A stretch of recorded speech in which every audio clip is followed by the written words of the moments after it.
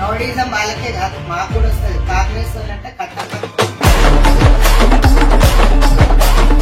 మీకు పురోగతి ఎక్కడి నుంచి వచ్చింది రెడ్డి?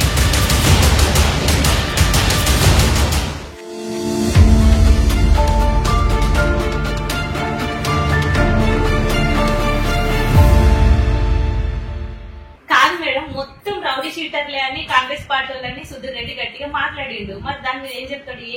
ఏ ఆధారం లేదే మాట్లాడతాడు ఆయన. సుధీర్ రెడ్డి సుతపూసానా? వాళ్ళ బీఆర్ఎస్ లో ఉన్నంత మంది రౌడీలు కాంగ్రెస్ లో ఉన్నారా?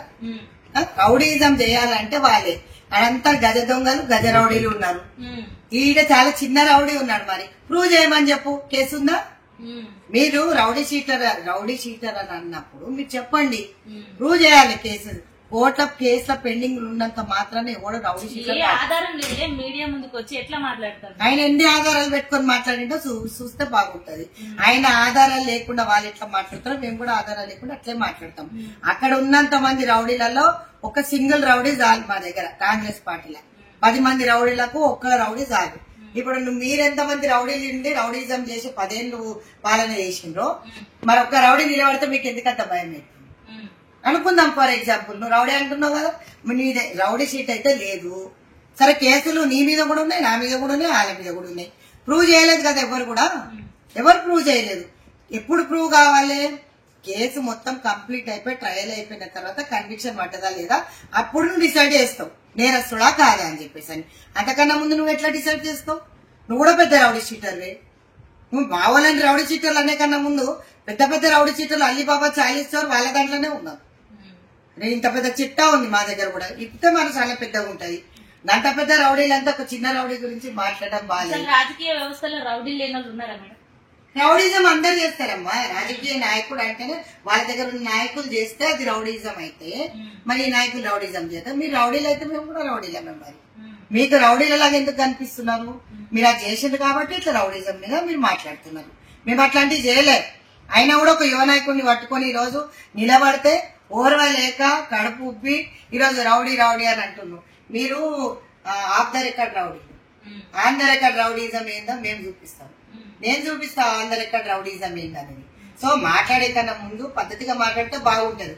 ఒక ఎమ్మెల్యే ఉండి అందరు ఎమ్మెల్యేలు రౌడీజం చేసి మహిళలను లైంగిక వేధింపులు చేసి ఆ రోజు అన్ని కేసులు మేము బయట పెట్టినాం. బయట పెడితే మరి వాళ్ళని ఏమనాలమ్మా? శుద్ధపూసలు అనాలా, రౌడీలు అనాలా?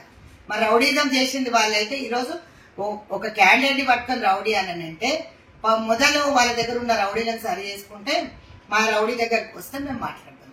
రౌడీజం వాళ్ళకే కాదు మాకు కూడా వస్తుంది. కాంగ్రెస్ వాళ్ళంటే ఖతర్నాక్ వాళ్ళు. మరి ఈ నుంచి రాజకీయం నేర్చుకొని పోయి బతుకుబట్ట కట్టి నువ్వు ఆడికెళ్ళి మాట్లాడితే ఎట్లా? నీకు పురోగతి ఎక్కడి నుంచి వచ్చింది సుధీర్ రెడ్డి? ఇక్కడి నుంచి వచ్చింది. నువ్వు ఏడు నుంచి వచ్చినావు, ఈ నుంచి వచ్చినావు, కాంగ్రెస్ పార్టీ నుంచి పోయినావు. నువ్వు పోయిన తర్వాత ఇప్పుడు బీఆర్ఎస్ పార్టీలో బందిపోటీ రాష్ట్ర సమితి అని నేను ముందే అన్నా. సో అదే విధంగా రౌడీజం ఏ విధంగా మీరు మాట్లాడితే ఆ రౌడీలకు జవాబు చెప్పడానికి ఈ రౌడీ సరిపోతుంది, ఆడ రౌడీ కాదు.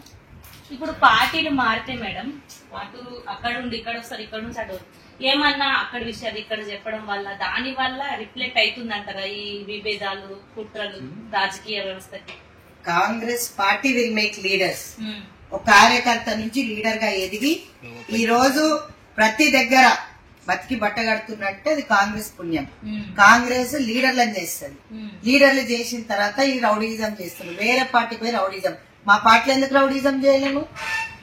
బీఆర్ఎస్ పార్టీకి పోయి ఎందుకు రౌడీజం చేస్తున్నాం?